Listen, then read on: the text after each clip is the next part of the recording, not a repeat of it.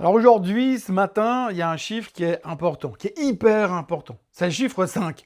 Je ne suis pas un monstre fan de numérologie, mais là ce matin, on en parle parce qu'on vient de battre 5 records consécutifs, 5 jours de suite. Le Dow Jones, le S&P, le Nasdaq, tout est au plus haut. Et pourtant, au milieu de cette fiesta sans fin où le champagne coule à flot, il y a un autre chiffre qu'on entend crier au fond de la vallée, c'est le chiffre 145.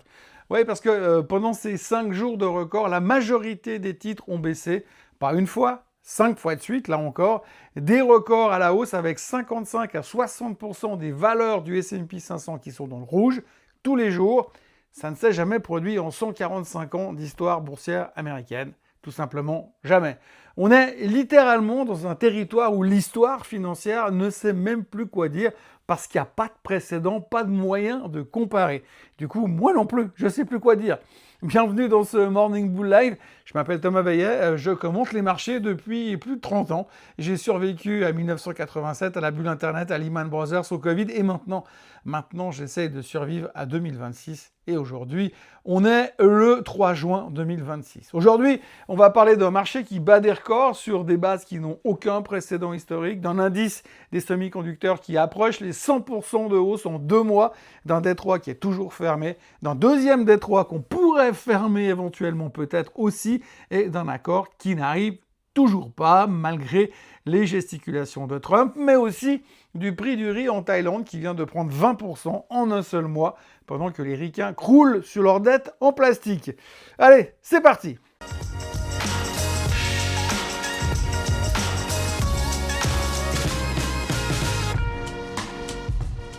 Cette émission vous est présentée par Swissquote. Alors avant toute chose, ce que vous allez entendre et voir dans cette vidéo n'est pas un conseil financier, c'est mon avis, mon analyse et parfois mon humeur du jour. Par contre, si vous voulez comprendre la bourse, là, vous êtes au bon endroit.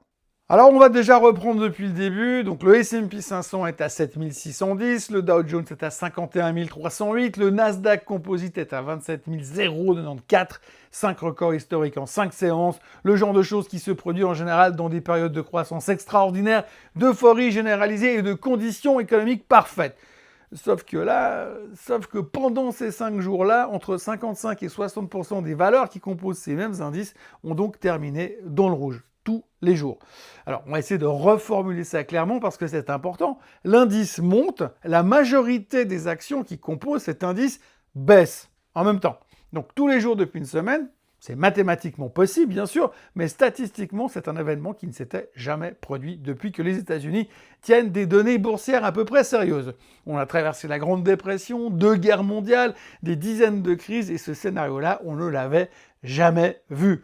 Alors, comment c'est possible? La réponse, elle tient en 2 mots. La tech pèse tout simplement 40% du S&P 500 aujourd'hui. 40%. Les 10 premières capitalisations, Nvidia, Apple, Microsoft, Meta, Alphabet, Amazon, etc., tirent l'indice vers le haut pendant que les 490 autres regardent passer le train depuis le quai. Sur les 5 dernières séances, 2 secteurs seulement ont terminé en positif. Il faut quand même le savoir parce qu'on parle de beaucoup de records, mais ça, c'est un fait. La tech est à plus 5,9% et l'énergie à plus 0,3%. L'immobilier, les utilities, les télécoms, tous à moins 3% ou pire. Et le VIX est à 15,70. Le niveau de quelqu'un qui dort plutôt bien la nuit et de quelqu'un qui n'a pas du tout envie de protéger son portefeuille. Comme si personne n'avait remarqué qu'on est en train de construire un château sur des sables mouvants. Certains experts disent que cette tendance pourrait bien s'inverser et certains même disent « ce mois ». Alors, je ne sais pas quel culte ils pratiquent pour avoir des arguments là-dessus, mais enfin bon, ça pourrait se produire ce mois. Et quand ça arrivera, on pourrait même avoir la situation inverse. Des indices qui vont baisser avec une majorité de titres qui seront en hausse. Le marché est tellement tordeux qu'il pourrait bien devenir paradoxal dans les 2 sens. Et puis alors, si vous pensez que ce truc, c'est le plus bizarre de la journée, attendez la suite. Hier, il y a eu Marvel Technologies. Vous connaissez? Alors, rien à voir avec Iron Man, Captain America ou Hulk, mais hier, franchement, ils ont été beaucoup plus efficaces que toute l'équipe des Avengers réunis ensemble. Marvel a terminé en hausse de 32,5% en une seule séance. Pas parce qu'ils ont annoncé un nouveau produit révolutionnaire, pas parce qu'ils ont battu les estimations de 200%. Non, il y a tout simplement un monsieur qui porte une veste en cuir en général et qui dirige la plus grosse boîte du monde en ce moment, qui a déclaré que Marvel était un maillon indispensable de la chaîne de l'IA et qu'il pourrait bien valoir 1000 milliards un jour. Donc, pour bien comprendre les choses, hier matin, Marvell valait 250 milliards. Donc, le marché, il a fait le calcul assez facilement. De 250 à 1000, c'est x4. Tout le monde s'est rué dessus, plus 32,5% dans la journée et plus 315% depuis le mois de février. Et là, vous allez me dire, mais alors, est-ce que c'est cher ? Marvell se négocie à 120 fois les bénéfices estimés pour 2027 et 17 fois le chiffre d'affaires. Donc oui, dans un univers normal, dans un autre univers, on appellerait ça cher. Sauf que dans notre univers actuel, c'est presque un titre de value parce qu'à côté, vous avez des boîtes comme ARM Holding qui se baladent tranquillement à 340 fois les bénéfices, 340 fois, et ARM a pris 270% depuis le 1er janvier. Alors oui, à côté de ARM, Marvell est presque raisonnable, presque pas cher. Et attention, parce que je vois venir les commentaires. Oui, on est en 99, c'est le retour de la bulle Internet. Non, on n'est pas en 1999. En 1999, les boîtes n'avaient pas de revenus, ils gagnaient pas d'argent. Là, Marvell, ARM, Nvidia, eux, ils ont des vrais revenus, des vraies marges, des vrais clients, une vraie croissance. Par contre, le problème qu'on a, et il faut le reconnaître, c'est que ces valorisations ont déjà intégré 10 à 15 ans de croissance quasi parfaite. À la moindre déception dans 2 ans, la moindre guidance qui ne battra pas le consensus de plus de 15%, on redécouvrira ce que pourrait dire le mot correction, bien qu'on ne sache plus à quoi ça ressemble. Mais ça, c'est pour plus tard, bien sûr, beaucoup plus tard peut-être. Pour l'instant, si vous osez dire ça dans une soirée, si vous osez dire qu'il faut se méfier parce qu'on est trop cher et que le cousin de votre oncle est bearish, il y a bien des chances qu'on vous foute dehors dans la soirée. On va parler paradoxe maintenant, parce qu'il y en a plusieurs. Pendant que Marvell explose de 32%, voilà ce qui se passe à côté sur les grands noms. Nvidia a perdu 0,69%, Alphabet reculait de 3,86%, Microsoft de 4,17%. Les champions absolus de l'IA ont reculé pendant que des boîtes de semi-conducteurs s'envolaient, et on est quand même au plus haut de tous les temps. En Europe, STM Micro a pris 15%, Infineon 10%, ASML 5%, et tous sont au plus haut historique. Alphabet a baissé parce qu'ils ont annoncé une augmentation de capital de 80 milliards pour pouvoir financer leurs dépenses en IA. Microsoft baissait parce qu'elle a présenté ses propres modèles pour s'affranchir du groupe OpenAI. On est donc dans une économie de l'IA qui mange ses propres enfants et qui fertilise ses propres sous-traitants. L'IA punit les géants de l'IA au bénéfice des fournisseurs de l'IA parce que c'est eux qui vont récupérer le pognon. Je sais pas, mais je pense que Darwin aurait adoré cette période. Côté obligataire, le 10 ans américain est à 4,45, le 30 ans est à 4,96, ça va un petit peu mieux, ça se normalise en douceur, on va dire, et le marché obligataire a l'air de trouver ça plutôt pas mal, peut-être un peu trop bien. Parce que pendant ce temps-là, les JOLTS ont été publiés hier soir, les offres d'emploi affichent 7,6 millions en avril contre 6,9 en mars, une hausse de presque 10% sur un mois. Donc le marché du travail est loin de se refroidir, si on se base là-dessus. L'ISM manufacturier était à 54, le plus haut depuis 2022. Le pétrole à 96 $ et l'inflation en zone euro est à 3,2% en mai et 3,8% aux States. Ce cocktail-là, économie solide, emploi qui repart, pétrole élevé, inflation qui ne redescend pas, voire qui monte, ce n'est pas exactement ce dont les banques centrales ont besoin pour pouvoir baisser les taux. Mais ça a l'air d'inquiéter personne. Comme si l'IA avait le pouvoir de régler même les pires scénarios macroéconomiques. Ce matin, le Nikkei est en hausse. C'est logique, c'est l'effet papillon revisité par Jensen Huang, sauf que là, c'est plus un papillon, c'est un Boeing 747. Pendant que les actions japonaises font la fête, les obligations, elles commencent à regarder leurs pieds avec un air un tout petit peu préoccupé. Les rendements montent sur toute la courbe, le 10 ans est à 2,585, le 5 ans à 1,885, le 2 ans à 1,40. Pas une panique, pas une capitulation, juste une lente prise de conscience collective que la Banque du Japon va probablement remonter ses taux. Encore, parce que l'inflation ne redescend pas vraiment et que le choc pétrolier iranien n'est pas franchement en train d'arranger les choses. Petit point de détail à ce propos, justement, ce matin, les chiffres du CPI au Japon sont sortis, ils sont en train de rebaisser. Mais attention, ils rebaissent parce qu'aujourd'hui, s'ils arrivent à faire baisser l'inflation, c'est parce que le gouvernement injecte du pognon pour faire baisser les prix de l'essence. Donc c'est fake. Fake news, comme dirait Donald Trump.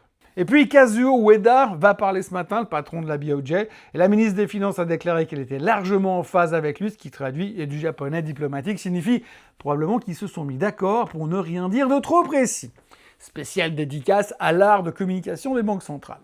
En attendant, le taux japonais à 40 ans est à 3,755. Le Japon, le pays qui a vécu avec des taux à zéro pendant 30 ans, le pays qui a inventé la politique monétaire ultra accommodante comme d'autres inventent des religions, est en train de redécouvrir ce qu'est une courbe des taux normale.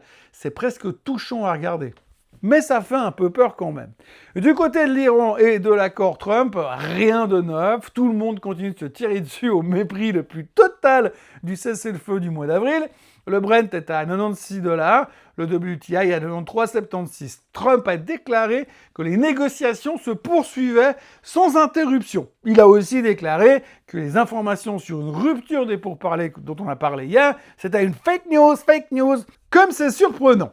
L'agence iranienne Tasnim, elle dit que Téhéran réfléchit maintenant sérieusement à bloquer aussi le détroit de Bab el-Mandab, l'autre grand goulot d'étranglement mondial, celui qui donne accès à la mer Rouge et au canal de Suez. Donc si les Iraniens exécutent cette menace, vous prenez le pétrole, vous prenez le gaz, vous prenez une bonne partie du commerce mondial et vous fermez les robinets en même temps. Dans un contexte où les stocks mondiaux sont déjà à des niveaux bas inédits selon Exxon et où la demande estivale n'a même pas encore commencé, c'est peut-être pas forcément la meilleure nouvelle de l'année, même si c'est l'année de l'IA où tout le monde se fout de ce genre de considération en général. Le marché le sait, tout le monde le sait et tout le monde fait semblant de ne pas le savoir parce que le deal va arriver. Il arrive bientôt, depuis 95 jours. Et puis alors, permettez-moi de vous sortir du Nasdaq 2 minutes pour faire un rapide tour du monde réel, parce que pendant que Jensen Huang devient conseiller financier et que les records s'accumulent, voici quand même ce qui se passe ailleurs. On a appris ces dernières 24 heures que le riz en Thaïlande a pris 20% en mai. Sur un mois, 20% de hausse. C'est le plus gros mouvement mensuel depuis qu'on collecte ces données, donc depuis 2008, plus 26% depuis le mois d'avril à 480 $ la tonne. Pendant que les engrais, au même moment, les engrais azotés s'envolent de 50% en Asie du Sud-Est. Parce que tout simplement, la guerre en Iran a décidé que nourrir 4 milliards de personnes, c'était un détail logistique secondaire. Et pendant ce temps-là, l'Américain moyen, celui qui regarde le Nasdaq battre des records depuis son canapé avec ses Nvidia en portefeuille, porte aujourd'hui 1250 milliards de dollars de dettes de cartes de crédit, plus 360 milliards depuis 2020, et 21% des porteurs de cartes avec plus de 10 000 $ de dette personnelle.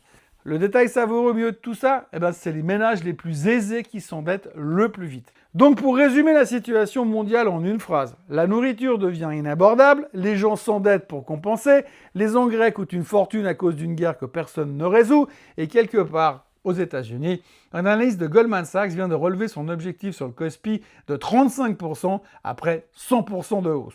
Tout va bien. Jacques Chirac disait qu'il faut manger des pommes, je dirais plutôt manger du riz, pendant qu'on peut encore le faire. Je vais être honnête avec vous ce matin, je commence à ressentir une légère fatigue éditoriale, pas parce que le marché monte, les marchés haussiers j'ai connu, et ça reste plutôt agréable à commenter, mais la fatigue vient quand même de la répétition mécanique du narratif. Record, IA, Jensen Huang dit quelque chose, record, Iran, Trump tweet, record, Fox, Marvel, record. C'est comme si on regardait le même épisode d'une série Netflix chaque matin avec juste les noms des entreprises qui sont modifiés. Et pendant ce temps-là, le VIX est à 15,70, l'un des plus bas de la décennie, alors que le monde géopolitique ressemble plus à un jeu de Jenga qu'autre chose. Demain, on aura les chiffres ADP sur l'emploi privé, vendredi l'INFP, et vu les jolts d'hier, attendez-vous à des surprises à la hausse plus tôt. Et pendant ce temps-là, le détroit d'Ormuz reste fermé, le riz continue de monter et Marvel vaut peut-être 1000 milliards un jour. Peut-être ou peut-être pas. Merci d'avoir été avec moi ce matin, même si le marché donne l'impression de tourner en boucle. On reste motivé, on s'abonne, on partage, on like et on commente.